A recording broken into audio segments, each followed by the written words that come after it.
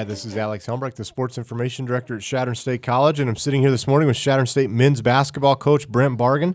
The Eagles had a tough weekend on the road at UCCS and at CSU Pueblo, losing 69-62 on Friday, and then followed by a 73-60 setback there at Pueblo on Saturday. Of course, this is the final week of Rocky Mountain Athletic Conference games for the Eagles. They will play just one game. It'll be Saturday, 7:30 p.m. tip-off at Black Hills State.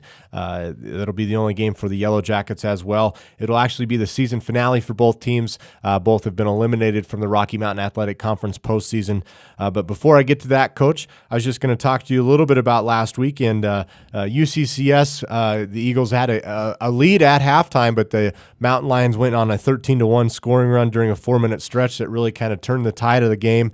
And then the same thing kind of happened with Pueblo. Just received a big night from their point guard, Wendell Lee, who scored 25 points. Other than that, though, just two things. Well, not just two things, but I guess things that you didn't really necessarily plan for happening, which has kind of been the story of the season so far. Yeah, we've struggled with things not going as planned or not going well for us, and but at the same time, we haven't done a great job of taking care of our own business. The first half of the UCCS game, we're up 11, and I overcoach us. We call a trap, and with 24 seconds left, and really didn't need to do it. And they got out of the trap, and we didn't rotate well enough. We didn't rotate aggressively enough, and they hit a 3 to cut the lead to 8. We were still ahead with 5 minutes left in the game, and we were up 1 with 5 minutes left. And in the next 3 minutes, 6 minutes left, I'm sorry, with I think it was 6:38 left, we were up a basket, and then over the next 3 minutes, we just didn't get anything done offensively. Because we had bad offensive possessions that led to bad defensive transition, and they were able to get a couple of baskets, and very frustrating. Just didn't think we executed. I thought we competed okay, but we didn't execute the offensive or the defensive end, and that was very frustrating. It's definitely a winnable game, and with 5 minutes left, you're ahead in the game. You got to win it. And then the Pueblo game, we ran into a buzzsaw in the sense that I thought we did everything that we wanted to do. They've got a forward who shoots 26% from the three-point line, and he was hit his first 3 from the 3.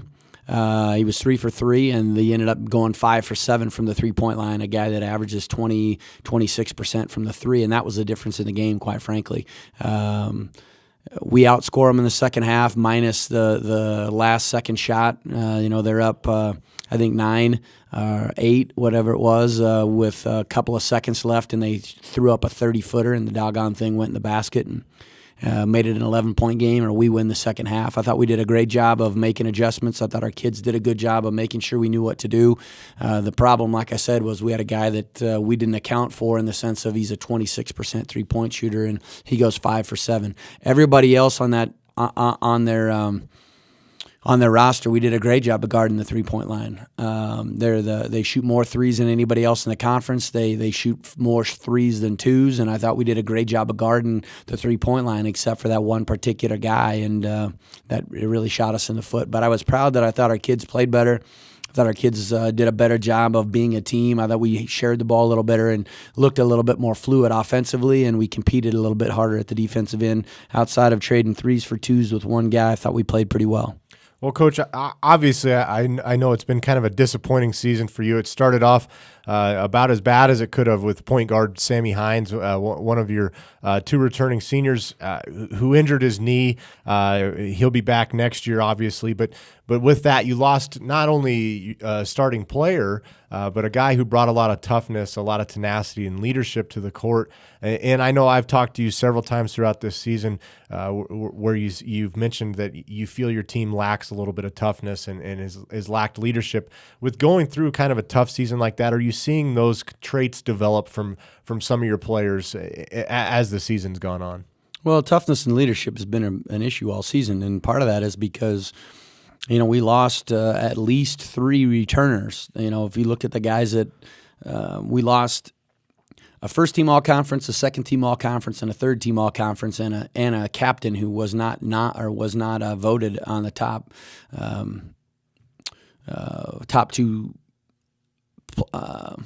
all-star teams or league teams from last year's team. They were all seniors. And the guys that were coming back, we thought we had a good group of toughness and leadership in that group. We ended up losing 3 and or 4 of those guys that we were counting on to be able to come in and help us throughout the season. And so we had 3 guys now that are currently on the team that had decent amount of playing time. Not a lot, but decent amount of playing time. And of those 3, 2 of them are playing different positions for us. So, that's a very difficult thing for us to do. We're a very inexperienced group, not individually from their individual colleges, but as a group, knowing each other, playing in the system, being in the RMAC travels, and all the things that go along with it. It's been very disappointing in the sense that our win-loss percentage. The other thing is that we've had a lot of other crazy things gone on. We've had guys miss. We've got a kid with food poisoning right now. We've got, we just had the craziest season like it was 2 years ago, where we haven't had consistency in the roster for more than a week or two, and you just don't win games if you have no consistency in your roster. With ankle sprains and knee sprains and shoulders popping out and concussions. I mean, I know that happens to you normally, but if you put the 4 kids that we lost at the beginning of the year with some experience back into that lineup, you have some cushion there. And when you have an inexperienced group together, inexperienced group in the RMAC, and you keep losing guys with ankle sprains here and there and do different things, that's a part of the game, but we just didn't plan on that being a part of the season. Well, I know the Eagles will try to end the season off on the right foot. They play at rival Black Hills State on Saturday. It's a 7:30 p.m. tip-off. The Yellow Jackets are currently 6-19 overall, 5-16 in the RMAC. They're eliminated from the RMAC postseason tournament. Interestingly enough, you mentioned, Coach, before we turned on the mics, that Black Hills State has a better record on the road as far as conference-wise than they do at home. They've only won 1 game at home in the Rocky Mountain Athletic Conference. They currently are entering the game on Saturday after defeating Colorado Springs 65-62, but the night before they got blown out by Pueblo 84-46.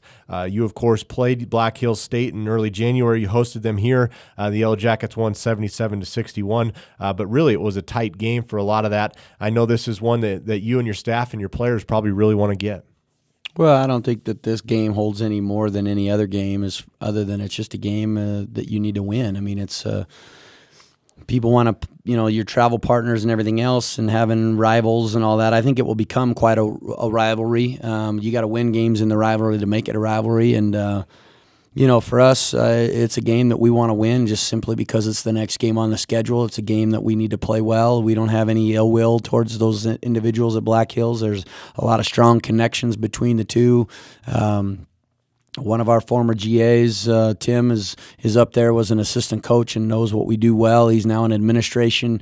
Jay Long comes here from football from there. Coach Reiners leaves here and goes there. And, we've got mixed match of people because of the proximity. So I suppose there's some added things to it, but really for us as a program, there isn't. It's just another team on the schedule. We respect them. They've got a great program. They've played well. They've got kids that play hard, and it's just an important game for us to hopefully be able to play well and get a win going into the spring, and then hopefully that will springboard us into stuff that we can get done next year. As you mentioned, next year, obviously, coaches, this is a big off season for you. You're kind of in that recruiting phase now, and I know you can't really talk a lot about that.